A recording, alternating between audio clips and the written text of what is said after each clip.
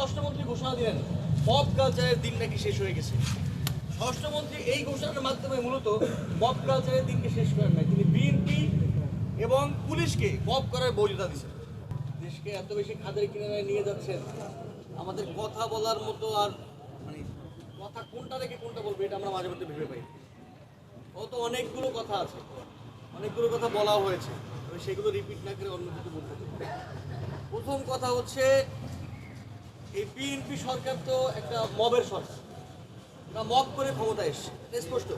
BNP সরকার mob করে ক্ষমতা এসছে। আপনাদের মনে নাই ইলেকশনের আগে টাকা চোরদেরকে, এরপরে হইতেছে যারা দ্বৈত নাগরিক তাদেরকে প্রার্থীতা যাতে তাদের মনোনয়ন দেওয়া হয়, এই জন্য তারা ইলেকশন কমিশনের সাথে মব করেছিল। এই মব করে তারা ক্ষমতা এসছে। সুতরাং যেই সরকার মবের সরকার, তারেক রহমান সরকার তো মবের সরকার, এই মবের সরকার যে আবার এসে দেশে একটা মবের রাজত্ব কায়েম করবে, এটাই তো স্বাভাবিক। তো কি হইলো, প্রথমত আমরা দেখলাম যে রাষ্ট্রীয় যে সংবাদ সংস্থা বাসস, যে আপনারা এখানে আমাদের সাংবাদিক ভাইয়েরা আছেন, বোনেরা আছেন, এই যে বাসসের যিনি এমডি ছিলেন মাহবুব মোর্শেদ দীর্ঘদিন ধরে আমাদের ফেসিবাদ বিরোধী লড়াইয়ের সহযোগী ছিলেন, তার সঙ্গে আমরা একই সঙ্গে ফেসিবাদের বিরুদ্ধে লড়াই করেছি, এটা আমাদের বহুত পুরাতন পরিচিত হবে। মাহবুব মোর্শেদকে কীভাবে অপসারণ করা হলো? মাহবুব মোর্শেদের অফিসে বিএনপির লোকেরা মব করে গেল।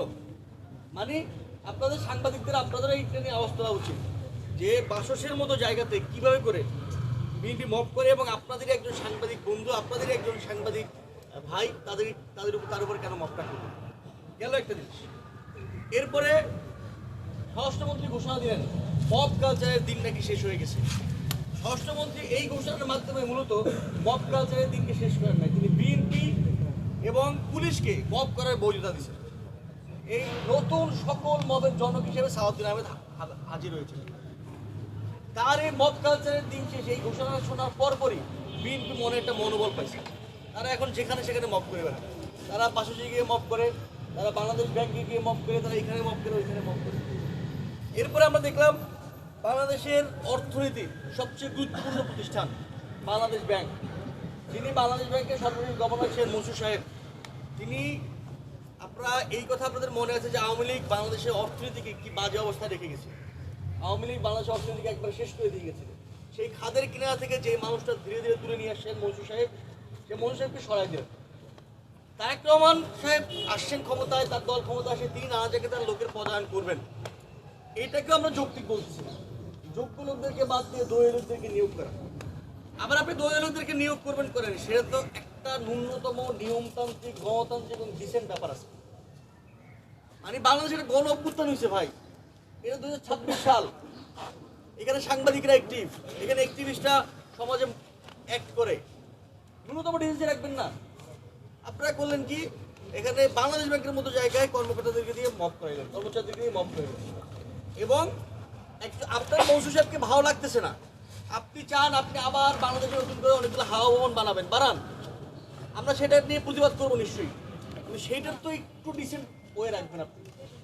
আপনি সেইখানে মব করলেন, এবং মনসুর সাহেবকে ন্যূনতম একটা মানুষ যে গত 1.5 বছর ধরে বাংলাদেশের অর্থনীতিকে খাদের কিনারা থেকে তুলে নিয়ে আসছে, তাকে ন্যূনতম সম্মানবোধ জানানোর প্রয়োজন করলেন না, ন্যূনতম কোনো সম্মান দিয়ে না, তাকে আপনারা মব করে বের করে দেন। তার উপদেশটাকে ঘাট ধরে গাড়িতে তুলে দেওয়া হলো, এই মব গাড়িটা করলো, এবং এরপরে এমন একজনকে নিয়ে এসে বসাইলো যে সুইটার্স কোম্পানির মালিক। এখন দেখেন, প্রথম কথা হইতেছে এই মনসুর সাহেবের বিদায়টা যেভাবে করে নিয়মতান্ত্রিকভাবে হওয়ার কথা ছিল সেটা হয় নাই। প্রথমত মনসুর সাহেবের বিদায়ের কোনো কারণ ছিল না, তিনি এমন কোনো কিছু, এমন কোনো ক্ষতি বাংলাদেশের অর্থনীতি করেন নাই, এমন কোনো নিয়ম বাংলাদেশ ব্যাংকের জন্য নেন নাই, এমন কোনো উদ্যোগ গ্রহণ করেন নাই যাতে বাংলাদেশের অর্থনীতি আবার খাদের কিনারে চলে গেছে। প্রথমত তার এই যে অপসারণ সেটা সঠিক নয়। দ্বিতীয়ত তাকে যেই পন্থায় অপসারণ করা হয়েছে, সেটা সঠিক না, সেটা মব। আমরা দেখলাম বাংলাদেশে মবের যে সংজ্ঞা, সেই সংজ্ঞা পাল্টায় গেছে। মবের সংজ্ঞা হয়ে গেছে এখন বিক্ষোভ, এখন মব বলা না, এখন বলা হয় বিক্ষোভ। এবং বাংলাদেশের কিছু মিডিয়া, আমি নাম ধরে বলছি, কাদের কণ্ঠ ইত্যাদি ইত্যাদি মিডিয়া, তারা মবকে এখন বিক্ষোভ বলা শুরু করছে। এরপরে আমরা দেখলাম কি দুদুকে গেছে কারা, সাকিব আল হাসানের সমর্থক। কেন? আসিফ মাহমুদ নাকি দুর্নীতি করছে, তাহলে সেটা দুদক অবশ্যই তদন্ত করবে, দুদকের সেই তদন্ত করার অধিকার আছে বাংলাদেশের যে কোনো নাগরিকের উপরে। সেখানে সাকিব আল হাসানের সমর্থন গেছেন কেন?